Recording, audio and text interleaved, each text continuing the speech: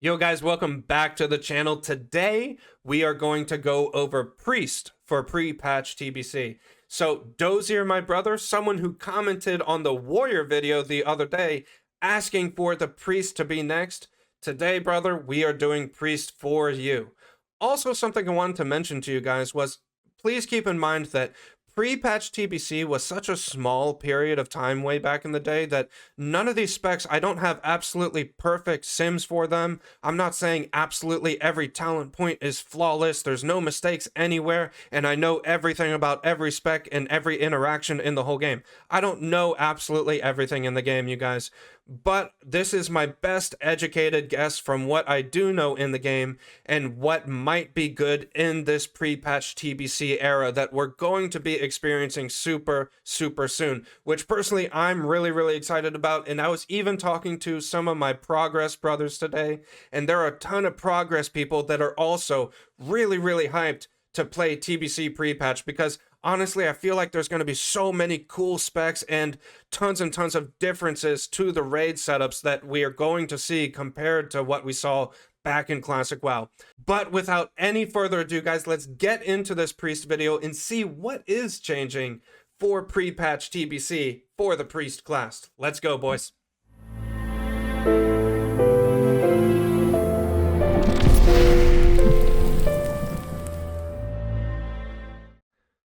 Alright guys, the first PvE spec we're going to look at for Priest is going to be a healing spec, and this is the healing spec that I generally like to play if I end up playing any sort of healing priest, and that is a discipline-focused priest.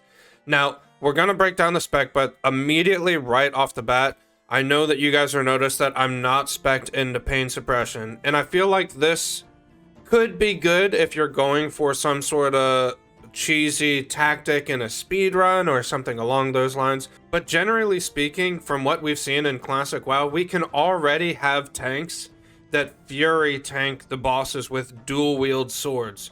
So I don't think that pain suppression is absolutely going to be necessary in order to keep your tank to survive through some sort of mechanic in Naxxramas during pre-patch, but I could see pain suppression as a talent that you could use in some sort of cheesy speedrunning tactic to pull a bunch of mobs or negate the effects of some sort of ability or boss ability or something along those lines. But I'm not going to go into it for this specific discipline build because I feel like pain suppression, since Classic WoW tuning is a bit easy, isn't 100% necessary. So we're going to look at the first row talents, and I went into Unbreakable Will over Wand Specialization. Both of these don't really increase your performance as a healer really that much at all. You could Wand as a healer, I guess, for a little bit of extra damage, but generally speaking, if you're trying to do damage as a healer, you probably just want to put on a DPS set and Smite instead. So I went for Unbreakable Will.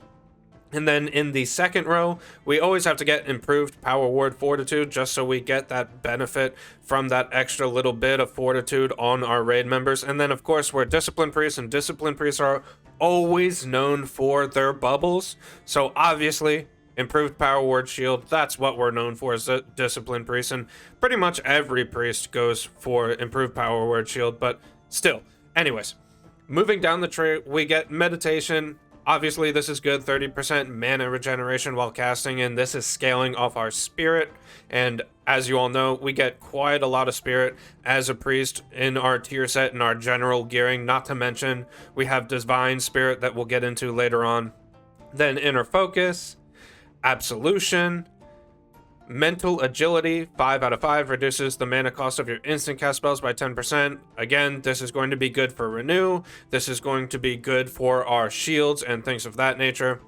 Mental strength increases your maximum mana by 10%. And by the way, you'll notice that pretty much there's not really anything different from this spec so far compared to the Classic WoW spec, but we will get into that in just 1 second. So mental strength, increasing your overall mana pool, always a good thing as a healer. Divine Spirit, we also had this in Classic WoW, but now, okay, now we're going to get into one of the first somewhat impactful talent that we get from this new TBC pre-patch, and that's going to be improved Divine Spirit. Your Divine Spirit and Prayer of Spirit spells increase the target's spell damage and healing by an amount equal to 10% of their total spirit. So now when you're buffing people with Divine Spirit, etc., you're going to also increase the spell damage and healing of those that you are targeting. So as for mages, mages don't necessarily have a huge amount of spirit, but they still have some baseline and a tiny bit on gear sometimes. Not to mention that they're going to have spirit from getting buffed from Divine Spirit in the first place. So they're going to have a little bit of spirit, not a crazy amount. Druids, as Resto Druid, will also have a bit of spirit. Resto Shamans don't have a ton of spirit, but they still have a bit of spirit. And then, of course, getting buffed by Divine Spirit. Warlocks also very small amount of spirit, but still, you're still gaining a little bit. So while this might be a marginal increase on spell damage or healing, it's still an increase regardless. So it's just flat out better than what we had before. And then moving down the tree, we don't really go into Force of Will or Focused Power because these aren't really talents that we need for healing. These two talents are more for a priest that is trying to smite and play offensively as well, which I think that there is a specific niche and space for that potentially in TBC. I'm saying this in a very niche scenario. I'm not saying you just do this in TBC all the time, but in TBC speedruns in early phases, you might see a priest go discipline and spec into a little bit of Force of Will to on bosses that don't do a lot of damage. You could go for smite and try to increase the kill rate by a little bit. But generally speaking, you're not really going to focus on these two talents. You just go straight down to power and fusion. Now, again, we don't go into pain suppression, and I was considering enlightenment, but if we went into enlightenment at level 60, we wouldn't be able to go as deep into the holy tree, getting things like improved healing. And I believe improved healing in Classic WoW in specific is going to be a little bit better than enlightenment. And I could be wrong here. Maybe enlightenment is a little bit better, especially since we have percent increase buffs like ZG buff and like Blessing a King. So this could be a little bit better, but my thinking was in enlightenment, we gain a little bit of intellect and spirit, but the bosses die so fast as it is that generally speaking, we're not really going to be running ourselves at least if you're in a somewhat high-end guild, maybe not even that high-end, just mediocre and above type guild. You're going to kill a boss so fast that between major mana potions and demonic runes, you don't really need that little bit of extra pool of mana. But at the same time, that same sort of logic can kind of be applied to improved healing as well, because this also is reflecting our mana management. So I wasn't really sure here. Both of these are somewhat decent talent points, not game breaking by any means, but both pretty good. So going into the Holy Tree, you're going to see it's quite familiar to the classic Holy Tree, not really anything crazy here. Getting healing focus, improved renew, Divine Fury, so we have a little bit faster healing spell cast time. Holy Nova, again, Holy Nova is not absolutely mandatory, but it is a decent offensive spell to help with the AoE damage a little bit. Inspiration, and then once again, improved healing, which we just spoke about.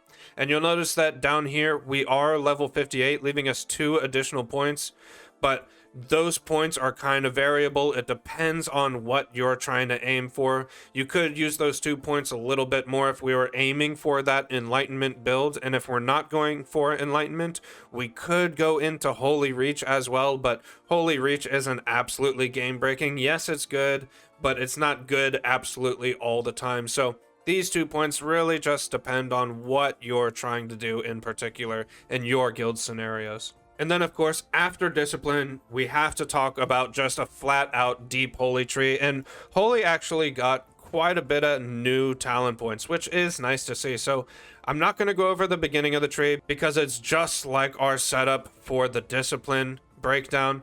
But after we get past that initial push, we get things like Spiritual Guidance, increases your spell damage and healing by up to 25% of your spirit. And as we all know, on priests tier gear, on general priest gear that they want, you have quite a lot of spirit, and then you're probably going to have at least 1 discipline priest in your raid anyway to buff Divine Spirit. So you're actually gaining offensive power and healing from this, and it's quite a considerable amount. So this is really, really good as a talent point, adding a lot of value to our overall healing and toolkit in general. And then Spirit of Redemption increases our total spirit by another 5%, which just makes this all the better, of course. And then we have 1 out of 2 healing prayers, reducing the mana cost of our prayer healing and prayer of mending by 10%. We won't have prayer mending at level 60, but we will have prayer healing. So having that little bit of mana reduction is nice. Again, not absolutely game changing. It's not going to make or break a fight in specific, since most of the boss fights for most guilds are actually quite fast, but it's still nice to have regardless. And then another valuable talent point that we have is Spiritual Healing. Just flat out increases the amount healed by your healing spells by 10%. Obviously a good choice, because that means that not only do we have higher max rank heals, so we can top off tanks if they're really low or anything like that, but we also can get more value by D-ranking, since this increases our healing by so much. And then we get Holy Concentration, gives you 6% chance to enter a clear casting state after casting any Flash Heal, Binding Heal, or Greater Heal. The next clear casting state reduces the mana cost of your next Flash Heal, Binding Heal, or Greater Heal by 100%. So this is kind of just like a mage's clear casting, a slightly lower proc chance compared to mages, but still, this is just going to make our mana management all the better, on top of also having high healing power from spiritual guidance and spiritual healing. So not only will you be able to downrank more because you have so much extra healing power between these two talent points, but you'll also have Holy Concentration, which will help your mana overall as well. And then we have Empowered Healing. Your Greater Heal gains an additional 20% of your Flash Heal, and Binding Heal gains an additional 10% of your bonus healing effects. And then lastly, of course, Circle of Healing, just giving us an overall boost to Priest's potential AoE healing output, which is never a bad thing to have, especially when you have such high healing power in this spec. And then, of course, with the small remaining talent points we had, I went into the Discipline tree for improved Power Word Fortitude, and of course, improved Power Word Shield, because who doesn't want better shields, let's be honest.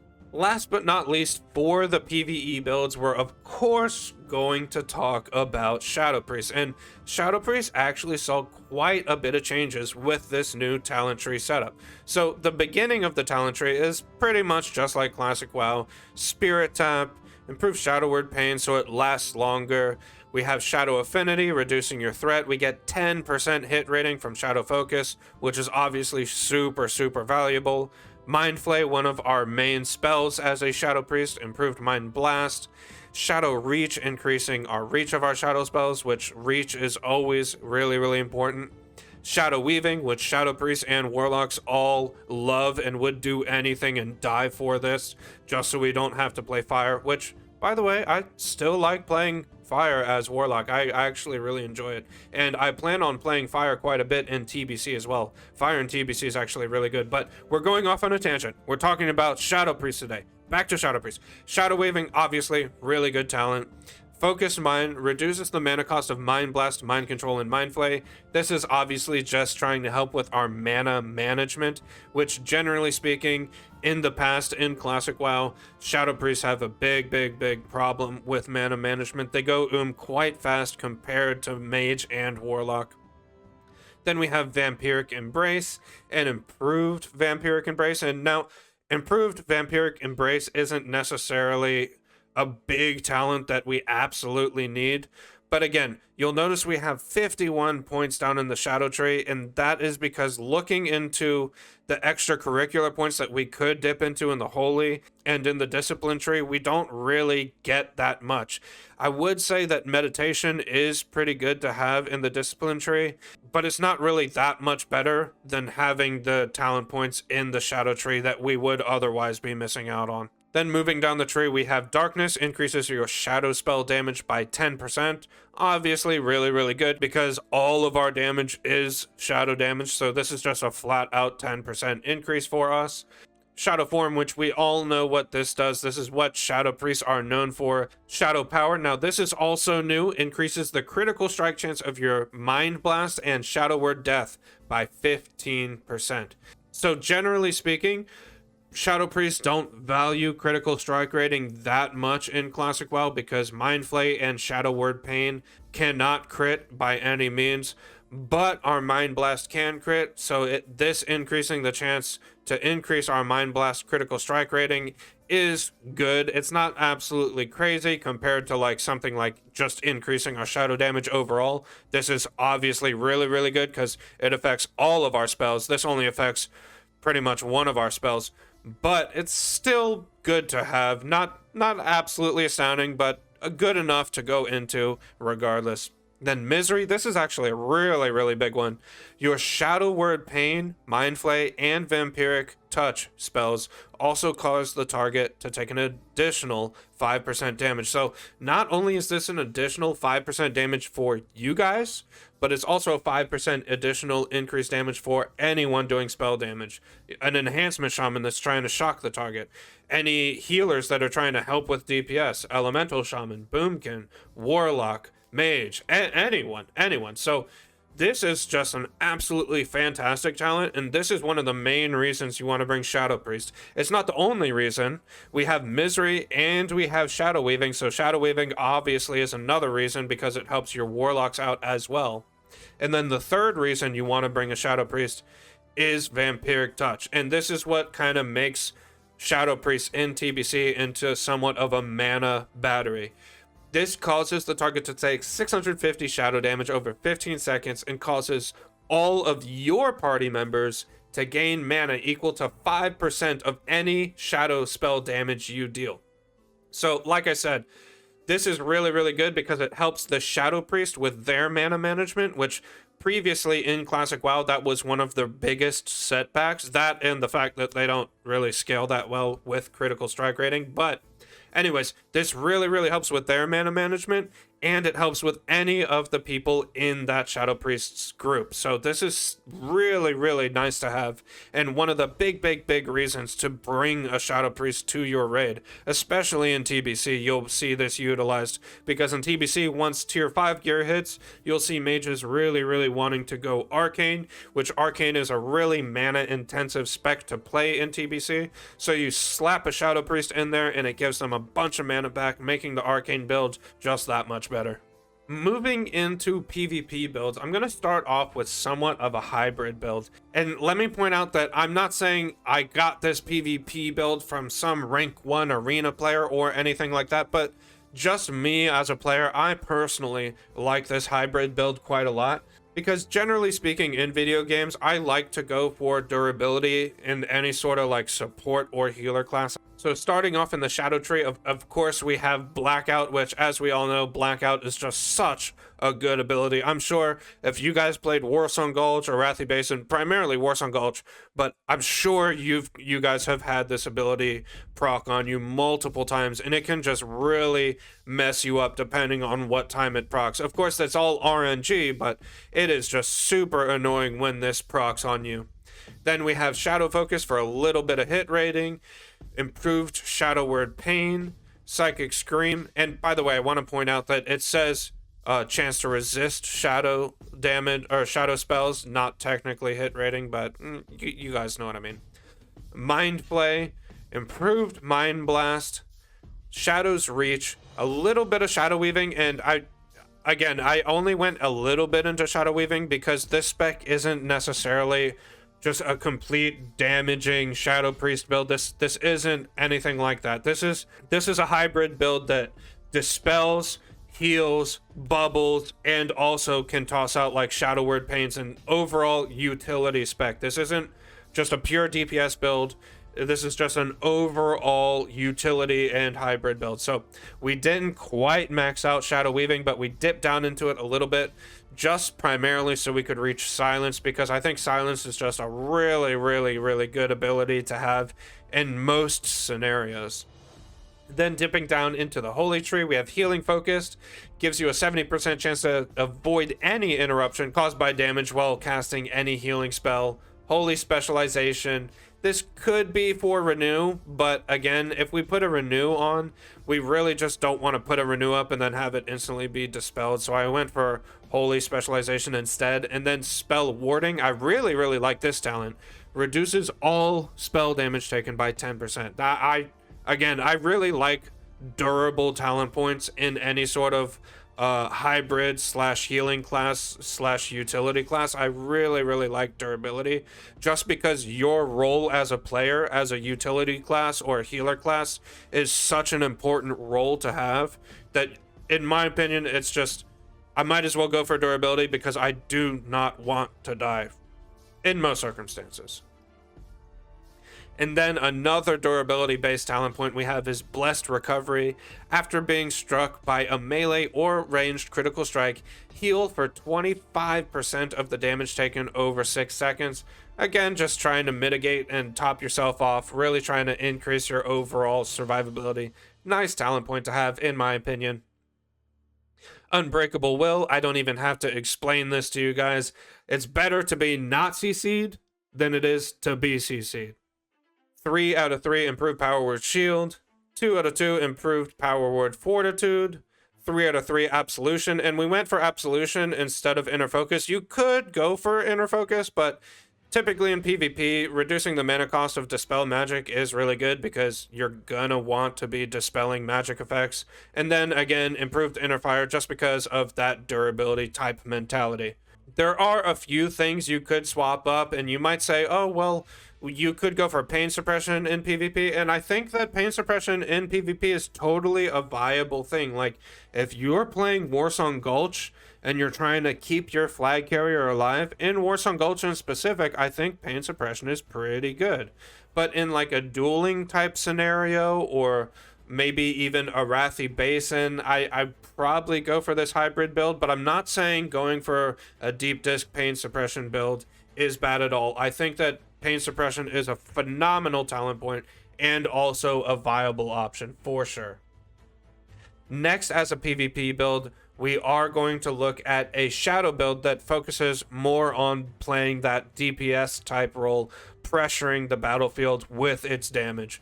So we, generally speaking, have the same talent points in the beginning of the tree that we did in the previous build, but in this time we're going to be maxing out Shadow Weaving, then dipping down into Vampiric Embrace to give us a little bit of self-healing, and picking up talent points into Shadow Resilience. Reduces the chance you'll be critically hit by all spells by 4%, which is really nice in pre-patch, because when most people have Naxxramas gear, you know that they have pretty damn good critical strike chance. So it's nice to mitigate a little bit of that critical strike chance by having Shadow Resilience. And then Darkness, and then stopping at Shadow Form. I didn't go down into Vampiric Touch, because really trying to just top off everyone's mana isn't that big of a deal in most battlegrounds. You could find some niche scenarios where it's like, oh, Alive, well, what if you're playing Warsong Gulch and the team is really even with your team skill, and you guys have a long battle in the midfield and you really need that mana? Yes, there are scenarios where Vampiric Touch could be decent, but generally speaking, I think it's safe to say that we can stop at Shadow Form. That way we can use the remaining talent points into the Discipline tree, picking up things like Absolution, Inner Focus, and improved Inner Fire to increase our durability, increase our dispels, and things like that. I like having a wider array of a toolkit, and I think that Vampiric Touch is just not as valuable as having those points in the Discipline tree. Alright guys, that's the end of the Priest video, and tell me, I kind of got a thought to myself that it feels like, compared to the other classes that change with TBC talents in pre-patch, it feels like Priest doesn't quite change as much. Is that just me, or do you guys kind of feel that way too? I mean, the things that they got are cool and good, but it just wasn't as much of an overhaul compared to some of the other classes. But then again, Priests are pretty much an all-around good class and are generally a good class almost all stages of the game all the time throughout all of the different expansions. So maybe they didn't really need that much of a change. I don't know. Tell me what you guys think. As for the last three classes, we still have Druid, Rogue, and Paladin to do. So we are going to knock those out within the next few days. So if you guys want to see those videos and want to see more TBC related content moving into the future, investment guides, raid guides, PvE guides, you name it, BIS guides, whatever it may be. Stay tuned to the channel, hit the like, hit the subscribe, leave a comment, whatever you guys feel like doing. It all helps me out greatly. Thank you so much for checking out my video, guys.